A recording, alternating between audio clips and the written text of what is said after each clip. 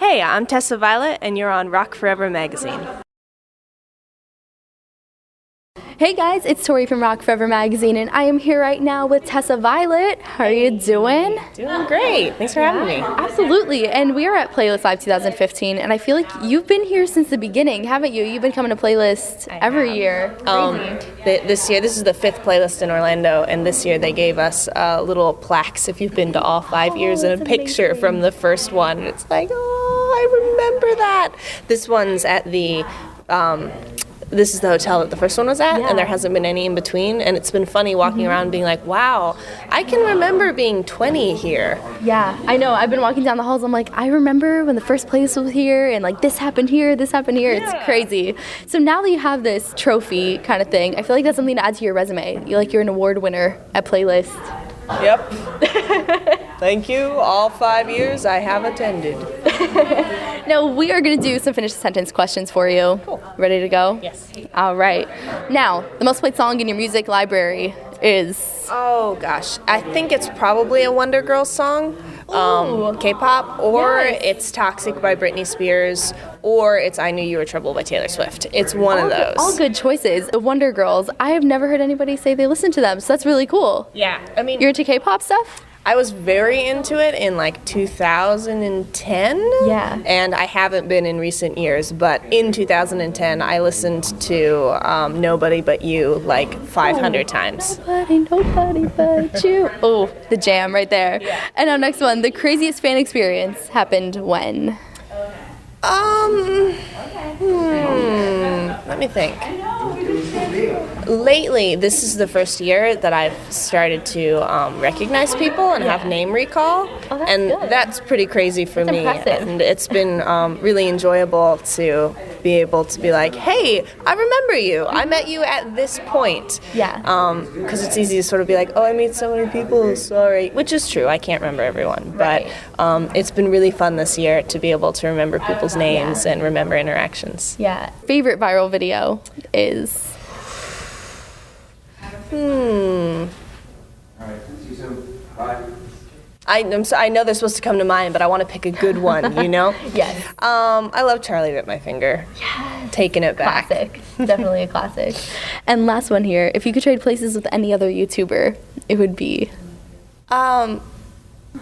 What's the context of this trading? Are we trading existences? Are we aware that we're each other? Are we trading bodies? Are we just trading lives? Are we trading really channels? Thinking this through. I am so impressed. I would have a different answer. I'm going to go with Dan and Phil. I mean, just one of them. But both. Wow. They are the sweetest, most like gentleman people, and they're so funny and they're so genuine. And every time I see them, I'm like, wow, you guys are just. It's so impressive to me that you take the time to really interact with people and just be so kind. True. So I'm thinking this is going to be like a Freaky Friday kind of switch. Yeah. So Dan and Phil is the answer. Know Dan and Phil. Yes. And so you have been coming to Playlist Live since the beginning. What has been your most memorable moment from just the past few years of attending? I really enjoyed my show this time. This was, I haven't watched the footage back yet, so I always walk off stage feeling like, I killed that, I destroyed, what's up, players? And then I watch the footage back and I'm like, oh, well, okay, that was a good go. So we're still in the high of not seeing what it was like yet. So at this moment, I'm gonna go with the show. But being back here at this hotel, it's funny to like remember what it was like to be 20 and have the convention experience be very much more about like, wow, we're grown-ups, we're here by ourselves, I'm gonna stay up till 8 a.m., sleep 1 hour, do 10 panels, which now it's like, oh, 10 p.m., it's my bedtime. And it's fun to kind of look back on that and be like, that was very fun in its experience. Right, you've definitely evolved a lot since the first year. It's awesome to see. Thanks. And your album, Maybe Trapped, Mostly Troubled, is out now. What's the inspiration behind that album title? It's a line from my song Broken Record. The whole line is, what are my lyrics? To soak in past and breathe in dirt, to cling to not escaping hurt. Is it a, soak in past, not escaping hurt. Is it a choice, repeating struggles, maybe trapped or mostly troubled? It's funny that you can't remember your lyrics when you're not singing them.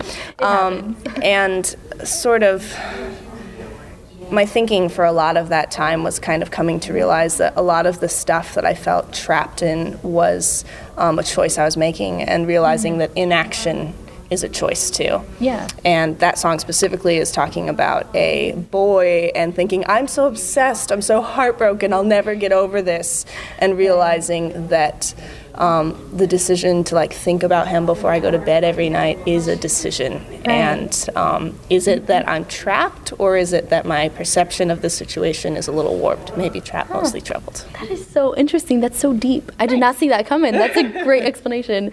And what inspired you musically and lyrically on this album? Lyrically, it's a lot of that sort of thing. A lot of, I was in counseling at the time and working through a lot of like anxiety and what's the root of that, and what's the root of sort of being drawn to troublemakers, you could say. And so a lot of realizing that the choices that I make are making an impact in my life and the lives of others. And musically, I would say influenced by Hello Goodbye, Miniature Tigers, Taylor Swift. Of course. And pop music. I love pop music. Yeah. And so for anybody who hasn't heard your music yet, which songs do you think they should listen to as a first impression from the EP?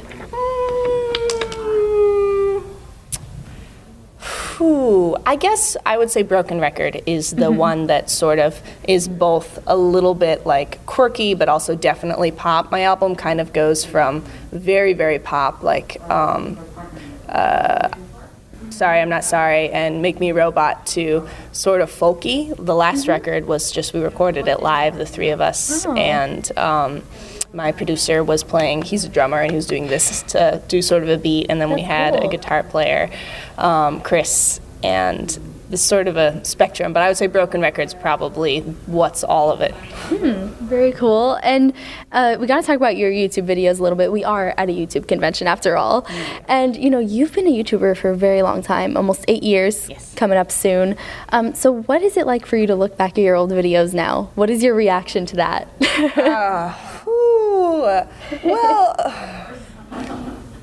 I don't know. I guess when I look back on like early things, you can see, like, I can see myself being like nervous and wanting to be liked and being like, okay, what's like cool? What'll make me look funny? And some of them are still like funny. I'm like, success, that was funny. But a lot of them are like, ooh, no, missed the mark on that one. Right. I try. So now I really just try and talk about things that are like as genuine as I can be. Yeah, I think that's what makes the YouTube community so amazing, is that you really get to know people through their videos. So they feel really close to you, your viewers, for sure. And so with this many loyal viewers and subscribers, you are very influential in the YouTube community. So how are you hoping to impact your viewers through your videos?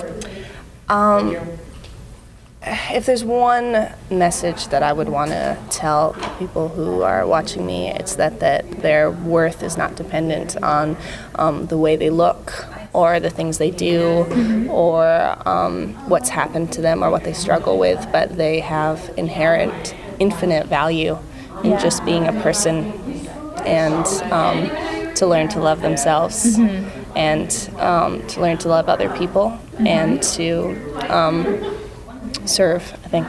Yeah, that is such an incredible message and definitely something everyone can relate to. That's amazing.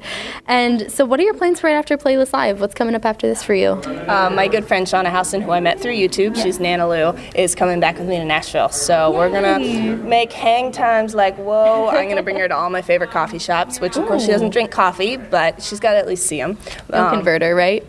I will never manage to convert her, but she can do mochas and teas. Oh, well, that's great. And then later this month, I'm filming a music video for Sorry, I'm Not Sorry. Oh, anything you can tell us about that yet, or is it a secret? It's directed by Evan Brace, who is a local Nashville director, and he's insane. I'm so happy. I directed a video for Just Right, which was going to be the first single off the record, and because I used to direct music videos a lot, and I realized, like, oh, it's too much to write the poetry, write the melody, star in the video, direct the thing. Like, it's just all too entangled in who you are. Right. One of these things needs to be handed off, and I decided, I mean, obviously it has to be the video, and Evan Brace is so incredibly talented. He really has an eye for molding the video around the melody and the feeling of the song versus like writing something that is just lyrically what's there. Right. All right. Well, I'm looking forward to all of this. It's going to be awesome. And thank you so much for hanging out. Thank you so Has much been for having great. me. Yeah. Yeah. And everyone watching, make sure you get her new EP. Check it out. Subscribe for more interviews, and I'll catch you later.